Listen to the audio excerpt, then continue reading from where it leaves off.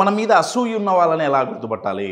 First quality వాళ్ళ ఏముంటుందంటే, మనం సక్సెస్ అయ్యామనుకోండి, మనం అనుకున్నది సాధించామనుకోండి, వాళ్ళు ఏం చేస్తారంటే దానిని చాలా చిన్న చూపు చూస్తారు. మొత్తం అందరు సెలబ్రేట్ చేసుకుంటూ అందరూ దాన్ని వహవా శభాష్ అని చెప్పి చప్పట్లు కొట్టి అప్రిషియేట్ చేస్తుంటే వాళ్ళు ఏమంటారంటే, ఇదో పెద్ద అచీవ్మెంటా, ఇదేం పెద్ద ఇదేం కాదులేవా, ఇది ఎవడైనా చేస్తాడు.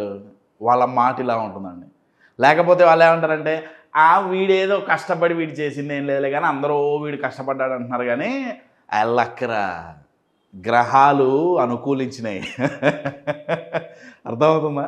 మన సక్సెస్ని వాళ్ళు చాలా చిన్న చూపు చూస్తారు, చిన్నదిగా చేసి మాట్లాడతారు. ఎందుకంటే మనమంటే వాళ్ళకి అసూయ. మనం ఎదుగుతుంటే వాళ్ళ టార్గెట్ ఏంటి, వాళ్ళ గోల్ ఏంటి, మనం ఎదగకూడదు. వాళ్ళు ఎదగాలి అనే గోల్ వాళ్ళకుంటే ఇబ్బంది ఉండదండి. జెలసీతో ఉన్న వ్యక్తులతో వచ్చే నష్టం ఏంటంటే, నేను ఎదగాలి అని వాళ్ళు అనుకోరు. వాళ్ళు ఏమనుకుంటారంటే ఎదుటోడు ఎదగకూడదు. ఇక్కడ ఇబ్బంది వస్తుంది.